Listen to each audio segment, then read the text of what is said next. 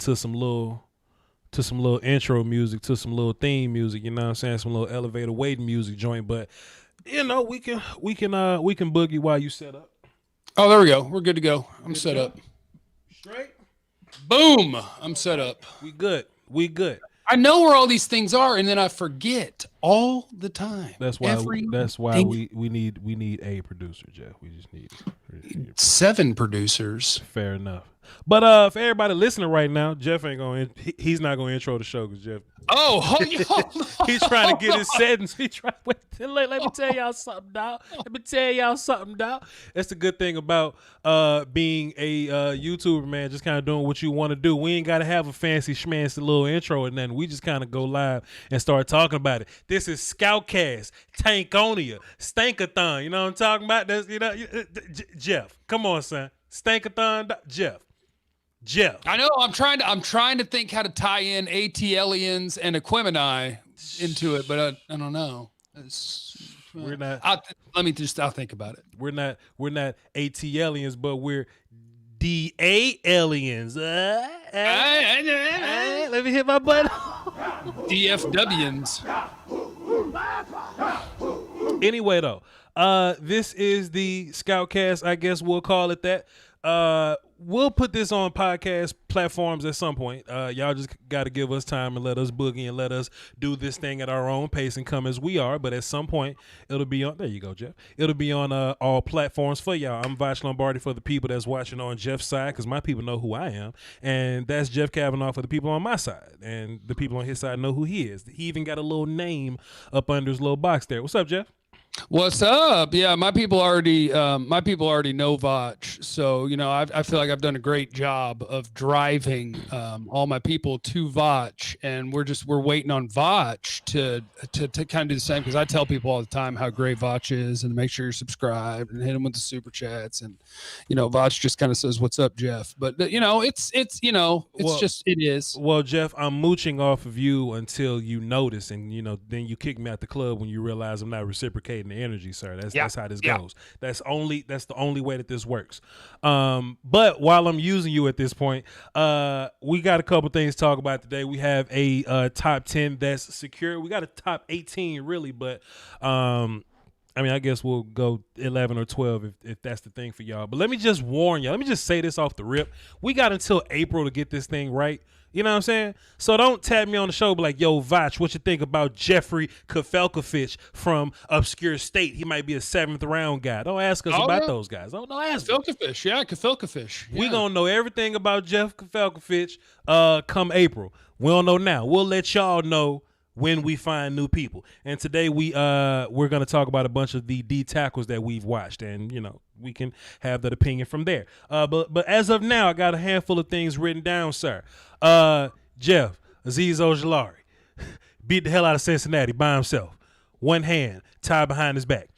What you thinking about, Jeff? Aziz Ojulari. Why is everybody waiting to talk about how great my guy is? Why are we pretending I didn't already tell everybody this? That's my edge 1, I believe. I believe he's my edge 1. Ojulari's a beast, man. Ojulari is, because he's one of those guys that he's not 270 pounds, right, but he plays strong. He wins the corner. He's good with his hands. He's athletic. He's got everything you want in an edge, except if you're one of those truthers who's like, he's got to be 265 or 270 to play in a 4-3. I'll put that guy in a 4-3 as a weak side defensive end with no hesitation.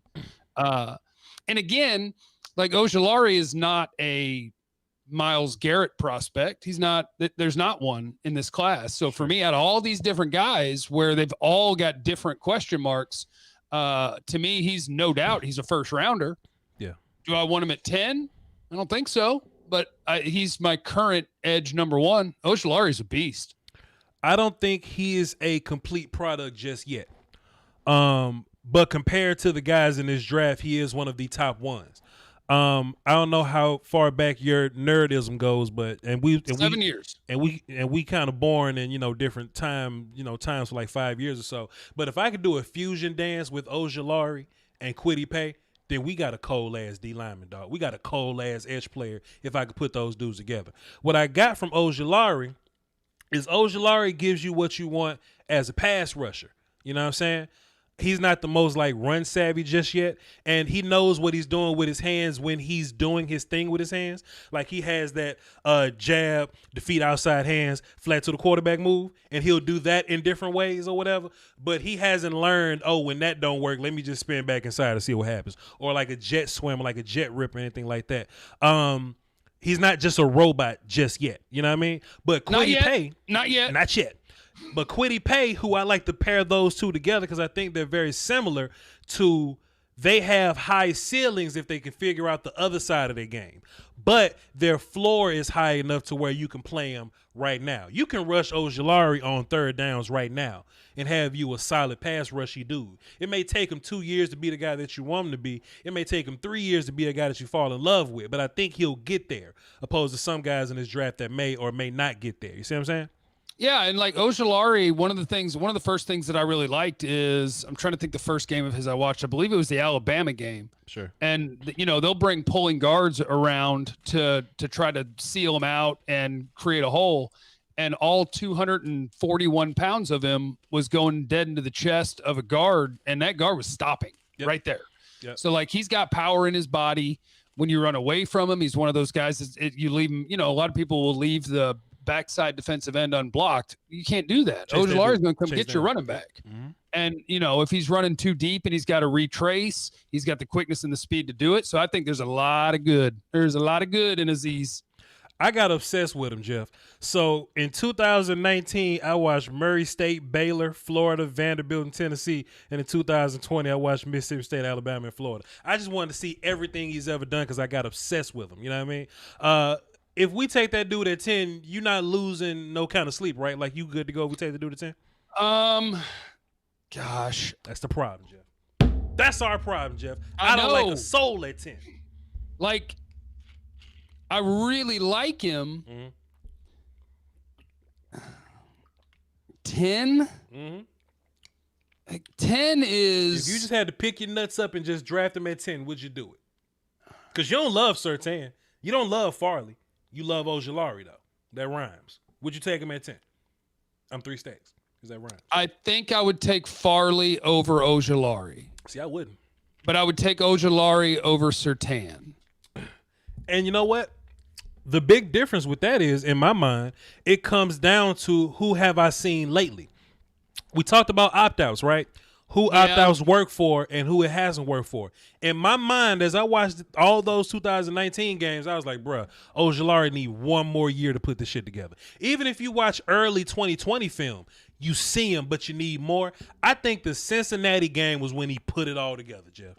I think, and that's the last impression that he left us with. I'll take that dude at number 10. I wouldn't like it, but that's just the draft that we dealing with. We're not going to like nobody that we take at 10, but I'll take that dude at 10 and be fine. Oh, and that's why Captain Trade Down's still trying to ride, even from 10. My dream is to get down to like 20, 22. Sure. One of those teams, if like the fourth quarterback is still on the board, somebody who wants to come up and get something. Yeah. Somebody wants to come get Devontae Smith or Jamar Chase, come get them. And I'm going to drop back to Ojulari, J.C. Horn, like that sort of territory. Sure. And then I'm going to have an extra pick. And that extra pick is going to be either my D tackle or my safety. So like I'm still trying to trade down because I feel like as much as I like Ojulari, it's because I was kind of underwhelmed by a lot of the other edges I watch. Mm-hmm. So like, yeah, I like him. And if they took him at 10, I'd be like, man, I'm really glad he's on the team. But at 10, if you're a pass rusher, like you're supposed to be a starter immediately. You're supposed to be, just for the amount of money you're going to make on the cap as a top 10 pick, you're supposed to be a starter. Yeah. You're supposed to be damn near a team captain. Sure. You're supposed to make an impact right now. And like he could rush on third down right now. But this ain't that year though, Jeff. This ain't that year where we just find what we typically want. Like this ain't that. Yeah. So it's this class is the reason that Ojulari at 10, you could do it. And it's because of this class. Sure. Understood. For everybody listening right now, this isn't just going to be a Cowboy show moving forward. It was pretty Cowboy heavy because y'all just kind of wanted draft stuff in November. We didn't know what the hell else to talk about. But this thing kind of be for everybody, moving forward since it's January now. So I know that 32 teams kind of stopped stop not watching my channel because they don't watch my Cowboys content. But it's 32 teams that watch me January through whatever. So y'all go watch Jeff Kavanaugh's channel because he's gonna be doing draft stuff as well, and he's one of the people that I trust in this thing. One of 5 people that I trust. So let's kind of get into some of the top 10 and what you seeing up there, Jeff. Just some of the things up there. I kind of made a weird little hint that Zach Wilson might be QB1, but in real life it's probably going to be Trev, and they're going to move on from that. So let me just kind of run down this thing quasi quickly. It should be quarterback first overall. Do you think quarterback goes second overall to the Jets, sir? I do. Yeah, I think. And the only question is which one's it going to be. It's funny how the media momentum goes back and forth to guys real quick. Like Lawrence is going to go 1. Yeah. And at 2, I think it's going to be Wilson. Yeah. But Fields did himself some big favors in that Clemson game, yes, sir. Especially with old crusty NFL scouts. When you get hurt and you keep going and you ball out and you beat the best competition you've played all year, and he can help himself again. I do think it's going quarterback. Yes. Yeah, fair enough. Houston has been robbed at gunpoint, and I love it. I love it for the Dolphins, and that's kind of what I want for my team, Jeff. That's why trading back is so important. That's why trading back was so important to me. So hopefully next year we get an opportunity like this to take advantage of a bad team and have their pick. But Dolphins picking at 3, fam. That's probably Sewell, right? Maybe, possibly. Okay, so at 3, I'm going to tell you what I would do, and I don't think they will. I think I would take a quarterback because you ain't got faith in Tua. Yeah, it's the eyeball test so far this year. Mm-hmm. And it's crazy because if you compare him to all first round rookie quarterbacks, his rookie year doesn't look bad at all. Sure. But he happened to be playing as a rookie the same time that Justin Herbert was playing as a rookie. And I'm looking at Tua and I'm like, man, I don't know. It doesn't look like he's putting zip on the ball, and maybe it has to do with the injury. But my theory of quarterback is it's all that matters. And since it's all that matters, if you think you can upgrade, you do it no matter what. So if Justin Fields is there at 3, I would take him. I don't think they will. I think they'll either give Tua a weapon or Penei Sewell. I think in my mind, I think they should keep doing what they've been doing and trade out of that pick. Because somebody may want to jump in front of Atlanta. They may want to jump in front of – I think Philly should go quarterback too, but that's just – I'm not trying to fix Philly or whatever. I think they should too, for sure. Sure. So in my mind, Miami hold one of the bricks, and it's crazy we're talking about bricks in Miami. But I would trade out of that pick and continue to have multiple first-round picks in multiple years. And if I can't do that, I just build the house. Tua – the problem with Tua is that he exists in a year where Joe Burrow is throwing 300 yards a game and Justin Herbert is getting damn rookie of the year conversation. That's the only problem with Tua. If Tua would have sat down and Fitzpatrick just did his thing, we wouldn't be having this conversation. But we're having this conversation. Yeah. Does it? Hey, now, Voch, let me ask you a question because we're not professionals right now. How do you handle your supers in this scenario? Do you just hold on or do you acknowledge them in real time? No, this is what you do because money's important. You say, Voch, hold on. I say, what's up? And you acknowledge your super. That's how this works. Oh, I would say, Voch, hold on and say hi to Bruce W., who just wanted to say Scoutcast all 2021. That's all. That's all. Shouts out to you. I also have Frankly Franchise dropped a deuce in my super chat. He says Cowboys D was in charge of securing the capital. That's aggressive, sir. That's rather aggressive. That's aggressive, sir. But shouts out to you for your super chat contribution, man. I appreciate you. And Taj, I want to say what's up to Taj, who would like to say R.I.P. to Nipsey Hussle, the great. R.I.P. to the real, man. Salute to the reals. Do you think Atlanta needs a quarterback? Should they be involved in the quarterback race because they're sitting at 4? They should. That's the thing. I mean, it won't happen. Sure. But what should happen is QB. That's what should happen. Yeah. It won't, but it should. I think Miami will go a different direction. Atlanta, God, they should, because they're a year away from being able to let Matt Ryan go contractually. This year they can't.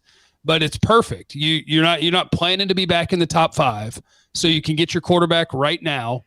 Let him watch Matt Ryan be average for a year, and then take over. So Atlanta, should take a quarterback. Voch, I got to run to the door. My pizza's here. I'll be right back. Go ahead, do your thing. Go ahead, do your thing. I was about to say, Grimaldi's. Grimaldi's is amazing. If you're in DFW listening, you know what I'm talking about. Be right back. Cause look, my cat started meowing. I was like, hold on, let me go put my cat in the other room. But Jeff's pizza came. Anyway, let's just kind of keep this thing running. Cincinnati coming right. Okay, let me talk my thoughts and opinions. Right, we got Jeff's side of the story. I'm a firm believer of building the house, right?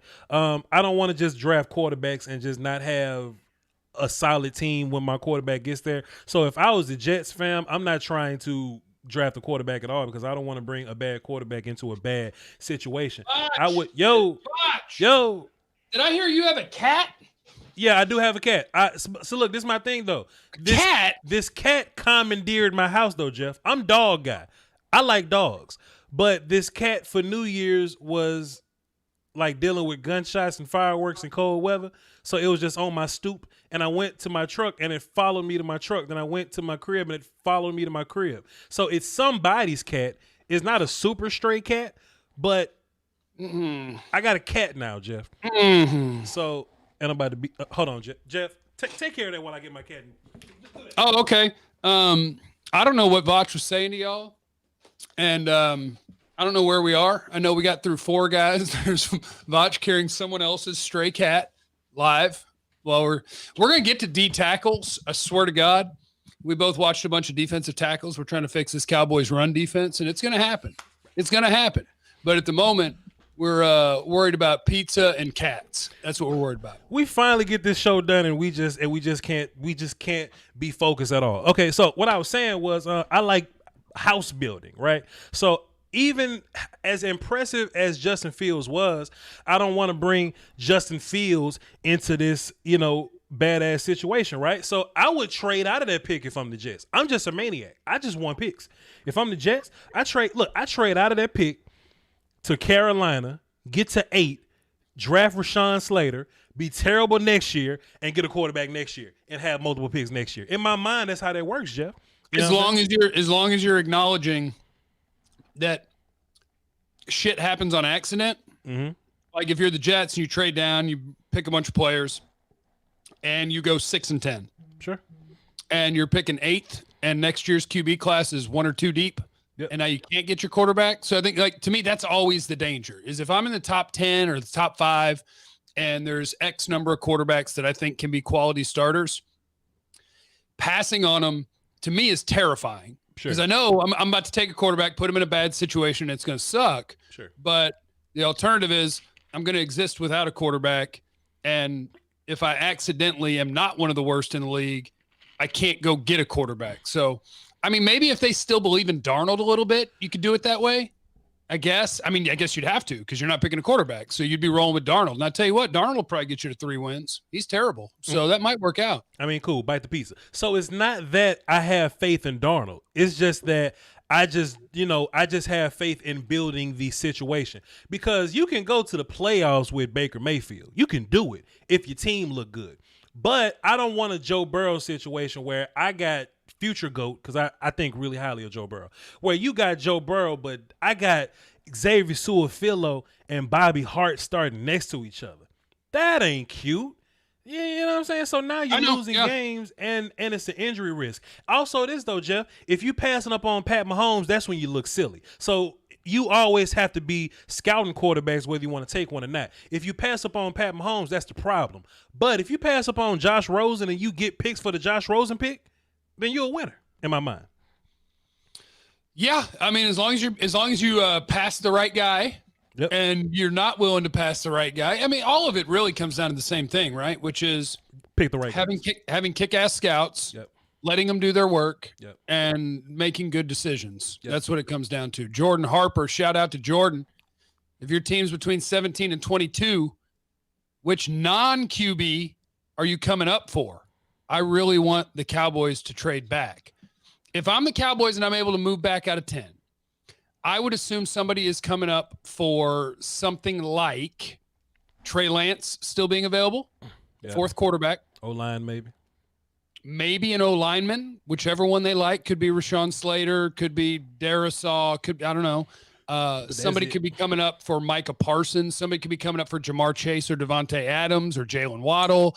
Like there's always people are going to say, oh, you get stuck. Nobody wants to move up. There's always people that are willing to move up. It's just a matter of what you're demanding from them. See, there's not people who are willing to go nuts all the time, but there's always, I'll lose on the trade chart because the trade chart is wrong.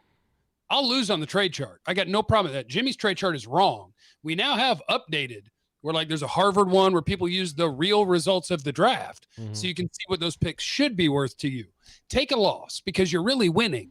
Let those other teams say, oh, we beat them on that trade, because over time, over the last 20 years, we've seen that the teams who think they're winning are only winning on imaginary numbers. They're not winning on the players they're getting. Yeah, fair enough. Fair enough. Even though I'm not trying to just lose on some chart, you know what I mean? If you're gonna come up and get my pick, then I need you to give me some kind of ransom, because some quarterback up there, I doubt somebody trading up to go get Micah Parsons. I'd rather just hold my picks. But it just depends. Some team might be silly enough to do it. There's dumb teams, Voch. I don't know if you know that. I know they exist. I know dumb teams exist. And it's I sound redundant when I ask this, but I can go Philadelphia, Detroit, Carolina, Denver, San Francisco. Quarterback?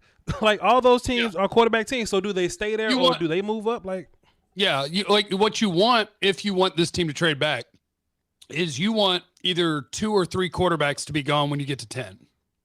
Yeah. Not 4. Because if 4 are gone, nobody's trading up for Mac Jones. Right. That's not happening. Now maybe they will to move up to like 15 or 16. They're not coming to 10 for Mac Jones. What you want is for San Fran to fall in love with Trey Lance and for Trey Lance to fall to 10. That's what you want. That's what you want.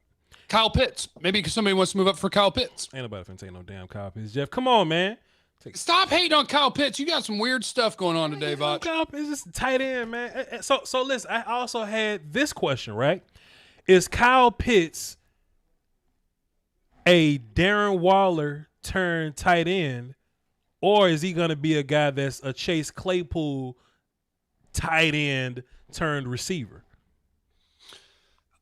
I think Kyle Pitts is – I think you do line him up in line. Not all the time, but at least a decent amount. Mm-hmm. Because I think that's the kind of player you want him to be, is where you don't know what he's going to be, where he's going to be.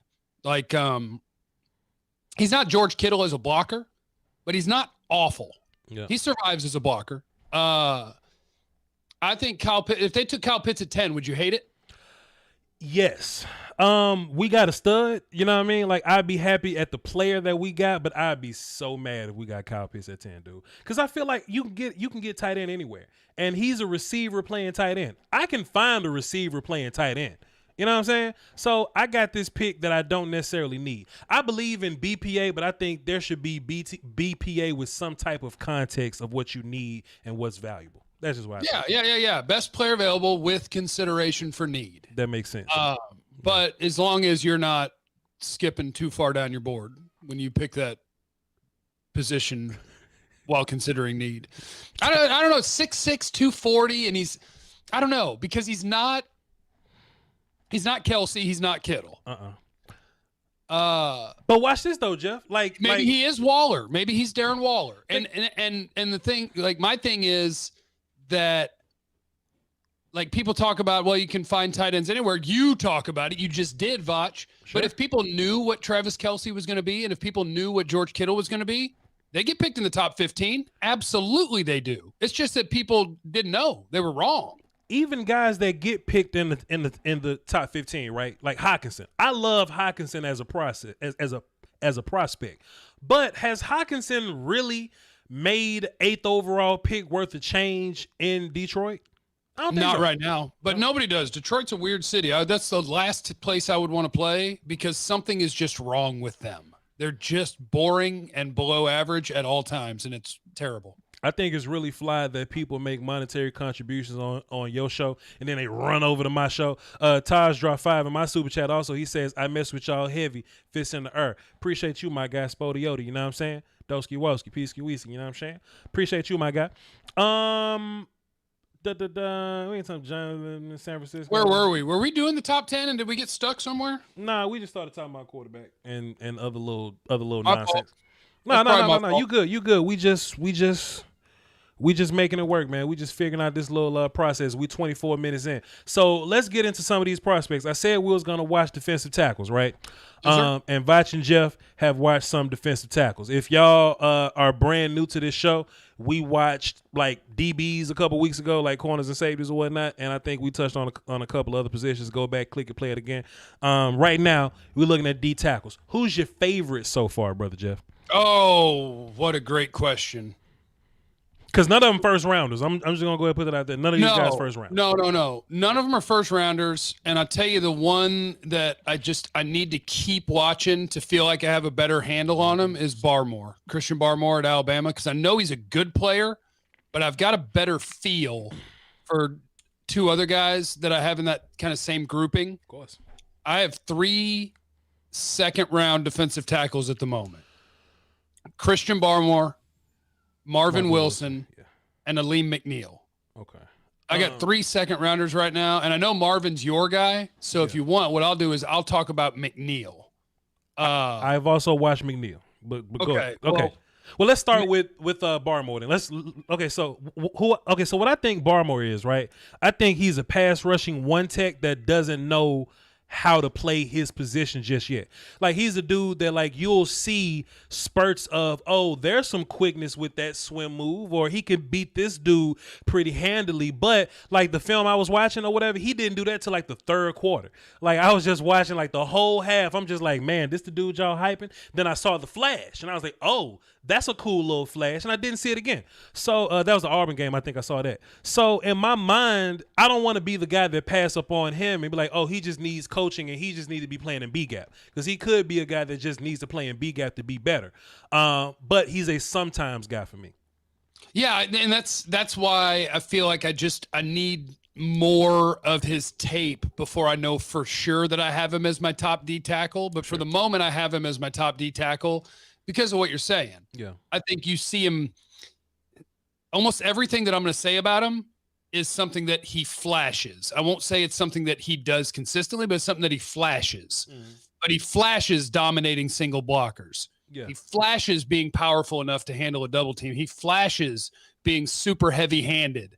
It's a lot of different things that he flashes as, and also has the production you want, 7 sacks in 10 games. So Barmore, I think, is my top D tackle for now, because, you know, he hadn't, not even this year was he a full-time starter for Alabama. So you're still talking about a dude that hadn't been a full-time starter, but you see from him little bits of everything that you could possibly want from a D tackle, where he's got the good parts of a 1 technique and some of the good parts of a 3 technique. And Voch, I think, lost his homeless cat, or maybe the cat is scratching at the door and Voch is having problems. But Christian Barmore, DT, hold on. What is Ninja Nuts? You watching too much highlights? No, sir. You're watching the wrong people if you're looking for people who watch highlights. Yeah, we don't watch highlights. Oh, I think he's talking to somebody in the chat. I'm sorry, Ninja Nuts. I think we just got conversation going in the chat. But Jeff, but that is a great point though, and I say this on my show all the time. You can't scout watching highlights, because if you only watch highlights, then like that's like a greatest hits album, but you miss all the bad songs. You know what I'm saying? You just can't do that. And you have, like, Barmore is definitely a guy where you got to watch the whole product. If you only watch his high plays, yeah, you'll grade him as a top 10 or so guy. Speaking of which, where was you at on this guy? Last year there was a kid coming out of some little ass school, the cat Netani Moody, offensive lineman.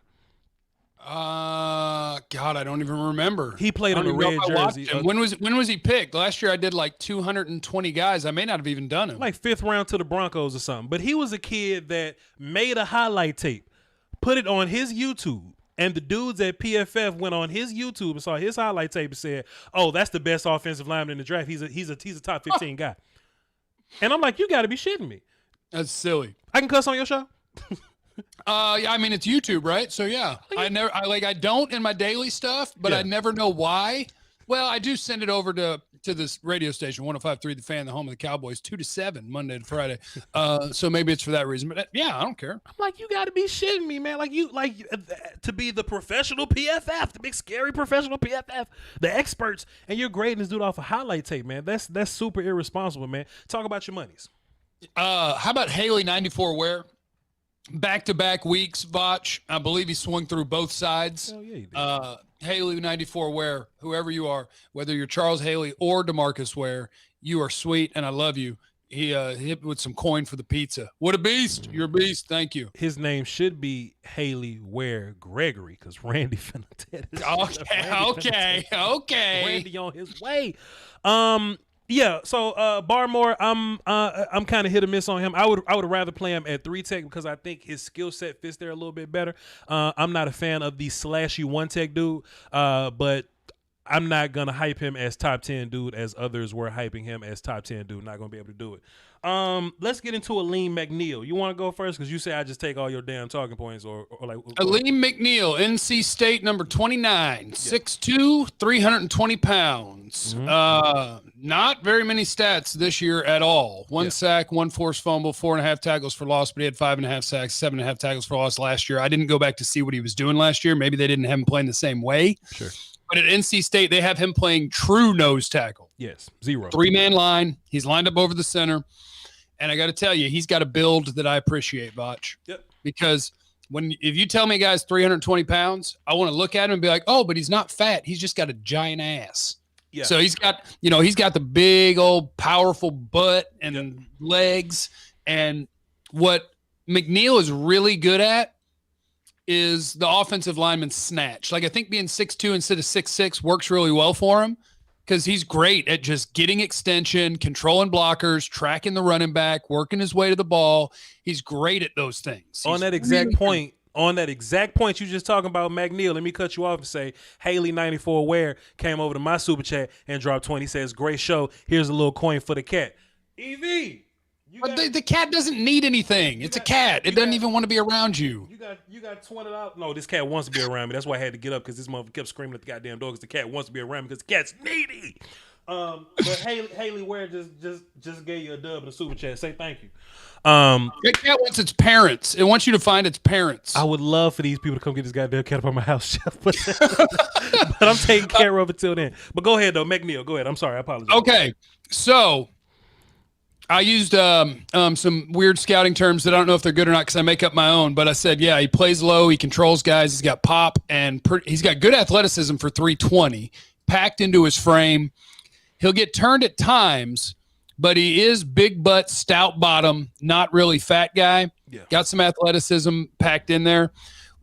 A negative is I think he's got to do a better job to battle and kind of stay square to the line of scrimmage because he's one of those guys that I don't think he realizes what the blockers around him are doing. So he's like caught off guard at times when he gets double teamed and he ends up sideways.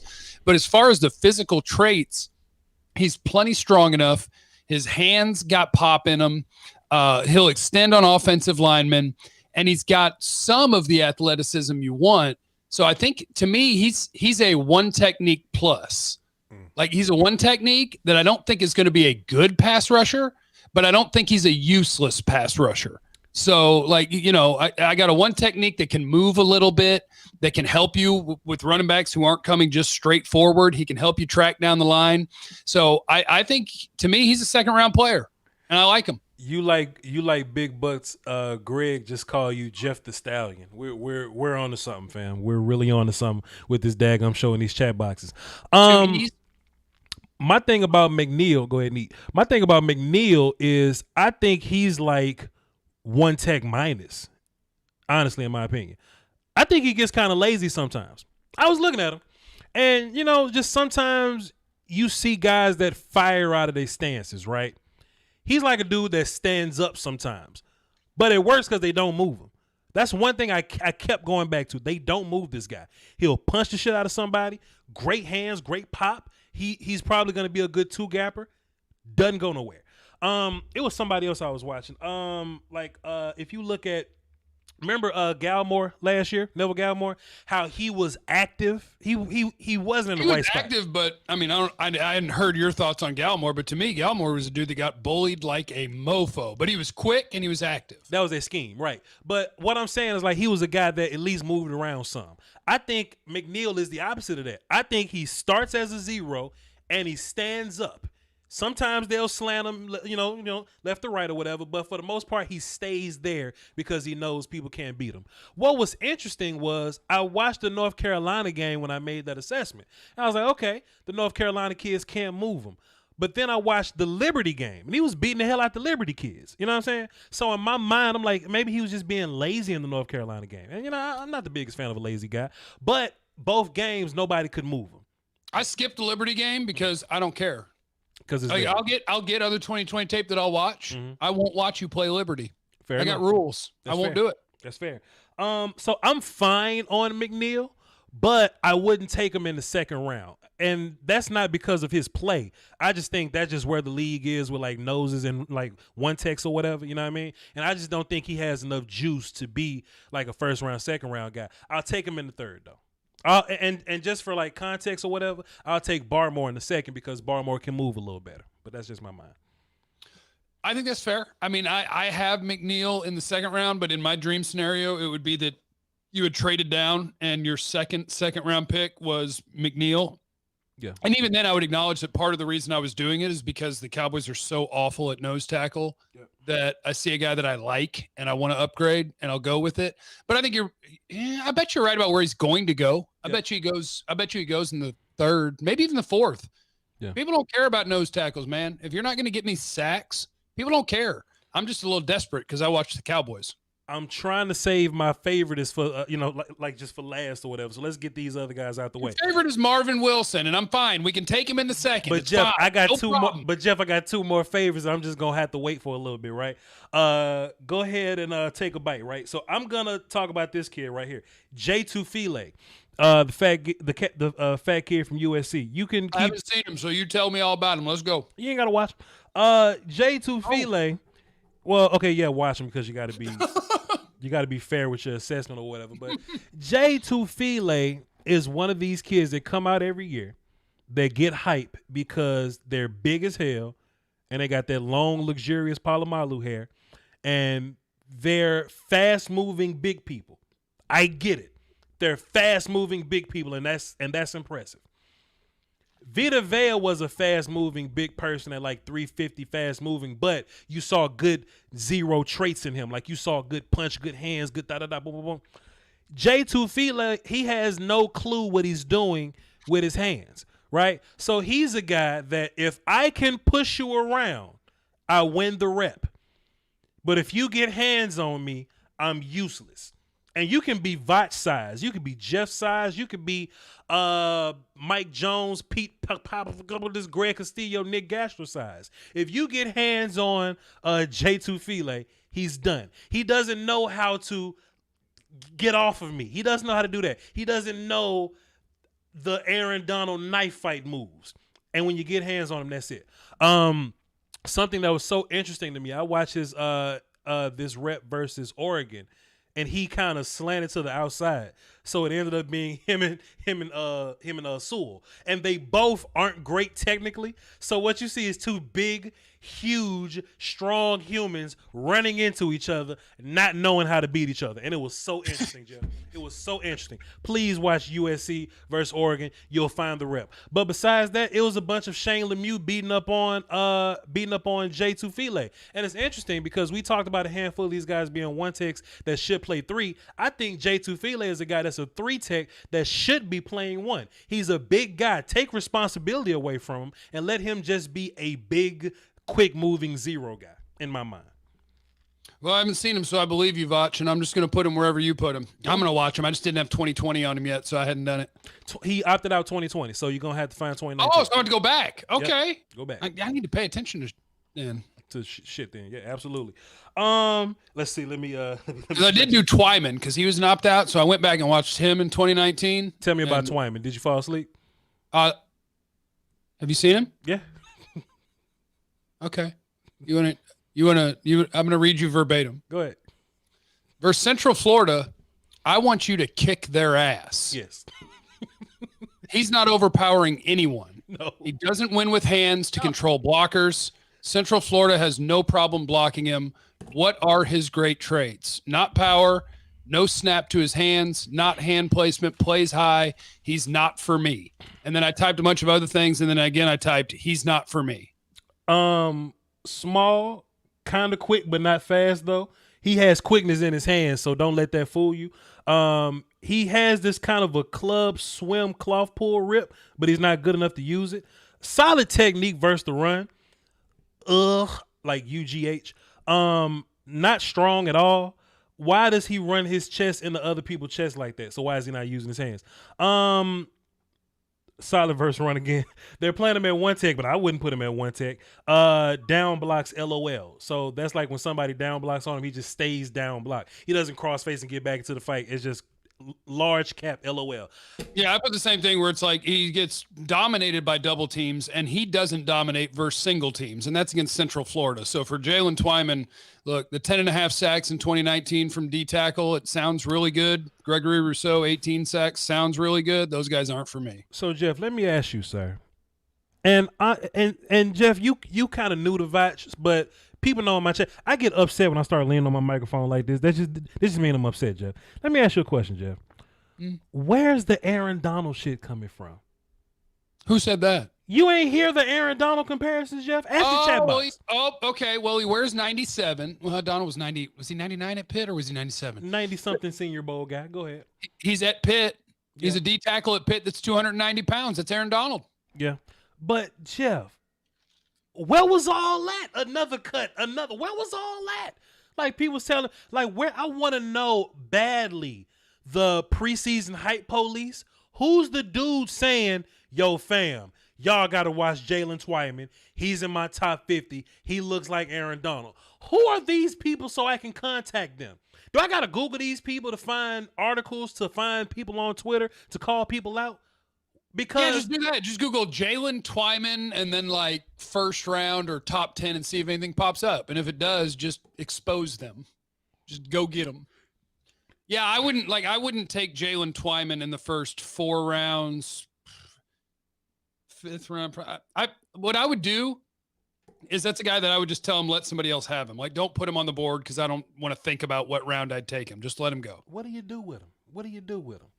And look, that's the best part about my Patreon, right? People join my Patreon, patreon.com/VochLombardi. We'll be over there watching film, and you'll hear me yawn in the microphone when somebody's like boring the shit out of me. I yawn like 3 times with Jalen Twyman. Well, he also, even when he's interior and you're like, oh, okay, he's going to like go outside. He's going to try to get across the guy's face. He's going to try to rush the quarterback like that. But he just runs too wide with no aggression or violence forward. And they're just like, what are you doing? Where are you going? Like to me, there's nothing there. And he's kind of small and he opted out. So I really have no faith in that pick, Jeff. So we are indeed simpatico with that. Let me scratch off Jalen Twyman. We got, okay, did you watch Tadaro Slayton from Florida? I have not seen Slayton from Florida. No, sir. He's not impressive neither. I yawned on him. All right, cool. You ready, Jeff? Jeff, you ready for my 3 guys? Jeff, you ready? Oh, you've got 3 still? Take a bite of pizza, Jeff. Who are they? Okay, Jeff. Okay, look, keep eating, but just thumbs up and thumbs down if you're excited. Tyler Shelvin. Oh, shit. Jordan Davis. Marvin, what's his last name? Marvin Wilson. Jeff. Those are my 3 guys. And all 3 of those guys are one techs and they excite me. On my last stream, I was watching who was I watching on my last stream? I was watching Tufilele and I was watching North Carolina State. And I was just like, yeah, cool. But when Tyler Shelvin big ass got on the screen, Jeff, you like big asses, Jeff? Oh, Jeff. I watched him. I've seen his big ass. Jeff, 245. You like big asses, Jeff. Tyler Shelvin is huge. And there was this play versus I don't know who it was, but if you watch film, you've seen it a couple times. He'll get to his knee, but it still take 2 people to move him, Jeff. Like he's 350 pounds. Good. Jeff. So, and it's the good thing about one tech, right? You can really like a one tech, but they can still be a 4th round guy, right? Because Tyler Shelvin ain't gonna do nothing else for you. Right, like that's where I have Tyler Shelvin. I put him right in the 4th round, and I'd love to have him on my team, but I put him on the 4th round because he will never rush the quarterback. He's a 2 down. Good. You can't move me. I'm a toss you around guy. I can put DeMarcus Lawrence at 3 tech. I can put Alden Smith at. I don't care. Give me that. If you got problems versus the run, they're not going A gap. They're not going A gap. It was the Auburn game, right? And they tried to go A gap, and it was just 2 kids blocking the left side of him, and he went. And he made this sound, Jeff, like the film was silent, but he made this sound. He went, ugh, and he grabbed them, and everybody fell down, Jeff. Everybody from B gap to B gap fell down, Jeff. And I actually put Davis ahead of Shelvin. What order did you put him in? Good. Marvin, Davis, Shelvin. Okay, like me too. Just like that. Me too. And I think, and I like Marvin the best out of them. Yeah. Because, first of all, I get obsessed with very random things. When Marvin hits a quarterback, it looks like it hurts real bad. And I like that. Because I saw him about 3 times hit a quarterback right after they let the ball go. And I was like, good God, that looked like it hurt a lot. And I like that. Mm-hmm. And like, I think Marvin, like I didn't call him a 1 or a 3 technique. Because like, I don't think he really has the you can't move me true 1 technique. Mm-hmm. I don't think he's that kind of lower body strong. Mm-hmm. But he does play with snap and power. And so, like, he can rush the passer kind of like a 3 tech, and he's powerful kind of like a 1 tech. Yeah. So for Marvin Wilson, I'm like, if you use the 2nd round pick on Marvin Wilson, I'd go, okay, because he can play on 3rd down. Yeah. He could be my, quote, 1 tech because he's 3 technique-ish. He could be my 1 technique on pass rush downs. So I could you take Marvin in the 2nd? Yes, because I think you can get some pass rush out of Marvin. In my mind, I think Marvin can actually play 3rd down for you. Because in my mind, Marvin doesn't get pass rush because he's quick, but he gets pass rush because he just doesn't stop moving. You know what I mean? Yeah. Like Marvin's big, but he's hustle man. So as long as he's moving, he could get there. Shelvin, you can actually see him take a deep breath and stop moving, but that's fine. That's fine. I don't want him chasing outside zone. No way. Marvin Wilson. I wrote some of the same things. Like he's got some athleticism for a big boy. He's not as unmovable as some of the giants, but power in his hands, scrappy. He'll try an arm over, then a spin, etc. to get free as a rusher. Active, violent, powerful. Right.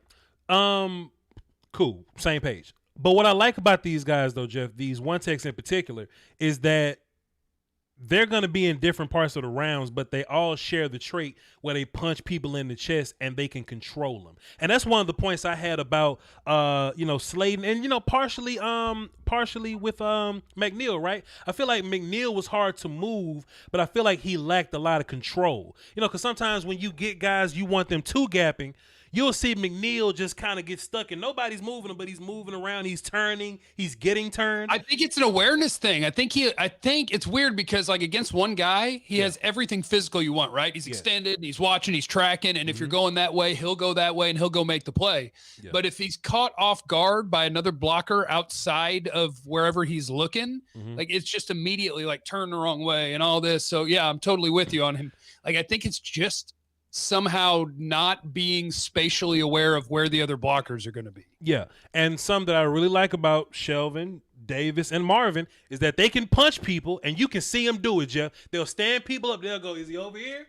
Or is he, oh, you're here. And then they'll get rid of dudes and then they'll go make a play. I like that about them. That's what I really like in my 1 techs. And I'll be happy with any of these dudes. So if it's a situation where the Cowboys, like, I'm just saying this from Cowboys. This is for 32 teams, but I'm just talking my truth. If it's a situation where I got to double up at corner and Marvin's gone, I feel fine about taking Jordan in the 3rd if he's there, or Shelvin in the 4th if he's there. It ain't going to be a superstar player, but if you're a team that you may not need a superstar, you just need a complimentary guy to like fulfill a task, and your task is holding dudes up in A-gap and taking hostages and taking up space, then all 3 of these dudes are good for me. And McNeil as well, so that's 4 guys. Yeah. Get the fat boys. Get us a fat boy. Just need one. There you go. That's all I got, Jeff. You know what I'm saying? People in my chat are mad at me about Paris Ford, so I think I need to tell them real quick because I was watching. Paris Ford, sorry, Jeff. He's what? Paris Ford, sorry, but you can go ahead. Okay, yeah. Well, because people were talking about how he's a playmaker and he's really, really good, and I actually watched him yesterday. I think Paris Ford has bad awareness. Mm-hmm. I think that he doesn't have the instincts you would want of a deep safety. And I think that he's an okay tackler, but I also think he's not going to test as a great athlete. He's a dude that's always looking to lay a big hit, but I've watched him overrun run plays and pass plays where it's just like over aggressiveness. Paris Ford to me, and I apologize if you're high on him, Paris Ford to me is a guy that somebody takes on day 3 as a special teamer to see if he can play safety. That's what he is to me. I think he's a priority undrafted free agent. Oh, I agree. But somebody could take him in the 5th or 6th round as, special teamer, and maybe they liked his film more than I did and think he could be the backup safety or something. But I did not like him. Him and Andre Cisco are the guys that some people like, and I don't. Yeah, I like Cisco a little more than Ford, though, because at least Cisco has the brain to be in the right place at the right time. But Ford is just a regular he's a regular tackling dude. He's not even like a standout tackling dude. He's just a cool little tackling dude, and he's a forward playing mentality safety that doesn't do. It's just the coverage isn't great. It's just.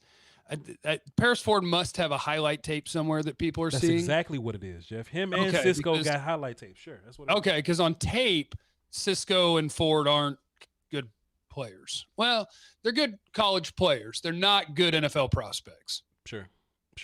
Hey, that is what it is. This is the time where we'll take 3 minutes before Jeff gets into his piece and Voch gets into his dry aged steak. Is there anybody in Jeff's chat box or Voch's chat box that want to ask a question? This is your time. And we're talking about those special questions. Those sweet, super special questions. Joe Sandberg, my chat box, he says Paris Ford is Xavier Woods-ish. I disagree. I think Xavier Woods can do a lot more than Paris Ford. And Xavier Woods ain't good, but Xavier Woods is at least a guy that can play some free for you and can play like some nickel for you. I don't think Paris Ford does nothing. And Xavier Woods' college tape was a guy that could play the slot, could play man, could play zone, was a good tackler, was aggressive. Like Xavier Woods' college tape, I had him as a 2nd or 3rd round dude. Xavier Woods had good college tape. Yeah. I liked his tape. Yeah. But that's just how it works. If you good in college, then you'll just be regular to bad in elite. That's just kind of how that goes. You don't have Iowa tape, so you ain't get a chance to see Davion Nixon. Nixon is the one D tackle that I planned to watch that I believe what I did is I went back to 2019 and then I realized there's something else I wanted to do this morning, and so I didn't watch him yet. You forgot. Yeah. I'm probably going to have to get on the YouTubes and find the broadcast view of that just to kind of be acclimated to him. But Jeff, the way I feel though, Jeff, to be real, Jeff, can I be real for a minute? I guess. Like, people hyping up Davion Nixon like they hyping everybody else up. I'm fully expecting to get to Davion Nixon and not be impressed like everybody else that they've been hyping up that I've not been impressed about. Yeah, I've stopped having expectations for players. Yeah. I'm just going to watch them. Like, people are like, oh, watch this, you're going to love them. Or, oh, have you seen this? And I've gotten to the point now where I just assume people have seen highlights or something, and I'm not going to worry about what people are telling me. Yeah. And I'll see them when I see them. I'll watch the players and we'll figure it out. Sure. I got one more thing before I let you go, Jeff. Is Kwity Paye a 3-tech to you, or can he play 3-tech for you? Oh, gosh. Yeah, I bet he could. I wouldn't want to do that to him full time at all, especially if his agility testing numbers or anything like they say. I want that dude turning the corner or threatening to turn the corner consistently. But maybe he's one of those guys that you play on the edge, and then 3rd down, you got another edge guy you want to get in, you bump him inside. Yeah. I bet with that kind of shortish, stocky D-end frame, he'd be hell on wheels for an offensive guard to try to stop from getting to the quarterback. Fair enough. That's all I got for y'all today, man. So everybody is listening on my side, and they can hear my voice on your side as well. The next task we need to do is to be fairly aware of these Senior Bowl guys, because Senior Bowl is in like 2.5 weeks, and that's a great scouting tool. I think and now, Jeff, in my mind, my idea, there needs to be a junior versus senior showcase to where like they got juniors on one team and seniors on another team, and just let them dudes fight against each other. I think that'll be crazy, but they're not gonna let that happen. But just be familiar with the Senior Bowl guys. It's a pretty good roster this year. Jeff, plug your stuff, please, sir. I'm not plugging my stuff yet. I'm gonna see what questions I got. Well, let's keep asking questions then. Shit, I thought Jeff didn't like to go into the hour. Oh no, mark. no, but I know your OCD. Like I looked up at the corner and it says 54:26, and I'm like, Voch wants that to get to an hour. I swear he does. But look, I did, but I was like, man, Jeff don't want to be here for an hour. But we're syncing. I got up my a little pizza. bit. I'm good. Yeah, but I ain't got my steak, motherfucker. So oh yeah, that's a problem. But we can do 5 more minutes. Let's do 5 more minutes of questions. Go ahead. Yeah, let's hit a couple more questions here. Let me see here. See, some people just, if you don't like the player they like, then they start taking shots at you. This guy said, Jeff, you think Washington's a good safety, a 5'8" safety who might run a 4.58 40-yard dash. Man, I'm just watching tape on guys and telling you what I see and what I think. I'm not making things up. I'm not lying to you about your favorite player. How about this, though, Leave me alone. How about this, Joe? F them. How about this, though? How funny is this dynamic of the running backs that should have come out last year, but they came out this year? How about ETN stayed level, Najee got better, and Hubbard got worse? How about that? How about that relationship? Yeah, it's wild. And I bet that's the order they'll go. I don't even know. Hubbard, I don't think will be the third running back picked. I think ETN, Najee Harris, and North Carolina kid might be 1, 2, 3. It's wild what happens if you don't go take your money. It's wild what can happen to you. Ask Bryce Love. No, holy Bryce, cow, that's unfortunate. What a downfall that dude was. Yeah, go ahead, Michael. What's wrong with Connor Williams? Nothing, except that he's got 1 year left on his contract. He's okay. He's just okay. That's who he is. If you had to take Rashawn Slater at 10, you feel good about that, right? I'm fine with Rashawn Slater at 10. I just went back and rewatched that dude because I dropped a film session on my channel, so y'all can come find my channel, Voch Lombardi, VOCHLOMBARDI, and I'm about to drop a Rashawn Slater film session soon. That dude is so nice, man. And if Chase Young is going to be in your division, you might as well get the dude that just can pick on him. So Rashawn Slater can just move so well. Like the way that he's got sort of the short, choppy, but like athletic and covers ground. Like he's good. He's really good. Sorry he doesn't have 35-inch arms, but he's really good. Would you trade Gallup for a 3rd or 4th round pick this year before you lose him to free agency? I think Gallup is more important than a 4th or a 3rd round pick to me, in my opinion. What if, let me just do an if then. Sure. What if the Cowboys at 10, it turns out Devontae Smith's the best player on their board by far, so they're like, crap, we got to pick him, and they pick him, and then somebody offers you a top of the 3rd round pick for Gallup. I'm just going to run 10 personnel and beat the shit out of people. Just gonna throw it everywhere. It's gonna be air raiding this thing, boy. In my mind, that's how that works, though, Jeff. Like, and you got plenty other picks to go make your picks on defense or whatever. Don't pigeonhole me into a pick, because at some point what's gonna happen is Michael Gallup is gonna leave and go make money somewhere. So that you may get that comp pick anyway. So don't rush you're already gonna get at least a 4. Yeah, he's gonna make decent money. Yeah, so just keep your folk whole ass receivers and run track with the Chiefs in the Super Bowl, because you're gonna need them. Yeah. Oh man, DJ says DT from Pitt is my favorite 3-tech in this draft. I don't know if you were here earlier, sir, because we both disagree strongly. What film did you watch that made him? You know what? Either that or you just don't like nobody else. If you've done the work and you just don't like the other 3-techs, because that kind of makes sense to me. It's just that the other 3-techs are just terrible. If that's the case, fine. But if you like them, what film have you watched that made you just like them? Yeah, I guess I haven't seen a 3-tech that I like, unless you're calling Marvin Wilson a 3-technique, which I don't think I am. Who is hold on, there was one other D tackle that I watched. Hold on, let me give you one guy real quick. Go ahead, because I think my notes on him didn't suck, which is positive for him. Where are you? Is a Washington guy. Levi Onwuzurike? Yeah. So I watched him 2 years ago and he was great. Then I watched him last year and he was like, and then I watched him this year and I was like, so he's gonna be a Senior Bowl guy. So I'm really gonna be interested to see what he's gonna be like in the Senior Bowl. But I think Washington just played him out of position, honestly. Right? Yeah, he was screwed. He's one of those guys that's a 3-technique that they had playing nose. Yeah. So he's sitting in there at freaking nose tackle, and I'm sitting here typing out the whole time. I'm like, he doesn't have the power to be a nose tackle, but he's a fluid and quick guy. He's playing out of position at nose. Sure. As a 3-tech, he could probably generate some rush and be a better run player against single blockers. Yep. Because you see, he's active. He's a good run defender against single blockers. Yeah.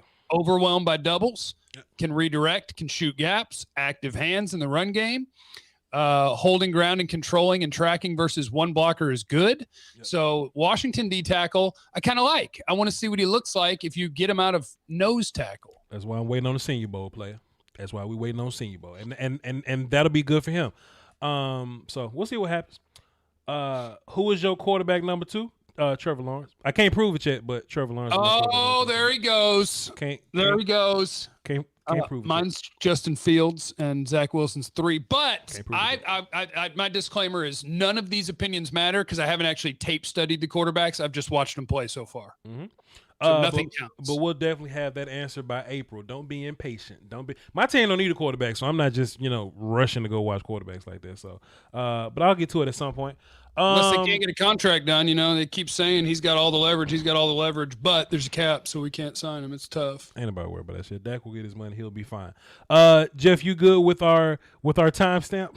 I'm good. Everybody, thank you for kicking it with us. If you are watching on my side, make sure you subscribe to Voch Lombardi. He puts in mad work. We'll try to be here every Wednesday, Scoutcasting it up. So listen, this is what we need, though. We need Jeff's YouTube subs to come up, but I need my Twitter followers up.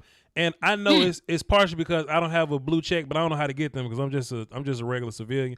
But that crap doesn't matter. It doesn't matter. But yeah, follow me on Twitter, and if y'all on his side, come to my channel, VOCHLOMBARDI. I just dropped an Aziz Ojulari film session yesterday. So go check that out if you haven't. And everybody on my side, y'all know who the hell Jeff is. Y'all know he's an ally. Y'all know he fight people on the radio for us. So he's welcome to the home. You know what I'm saying? And we gonna do this again next Wednesday at 7 something, give or take, roughly. Give or take. All right then, y'all hold down for the Doski Woski Peasky Weesky, man. If we didn't get copyright infringed, we'll just play some Outcasts right now, but we're not. This is the Scoutcast Stankonia, Stankathon, Tankonia podcast. Peace.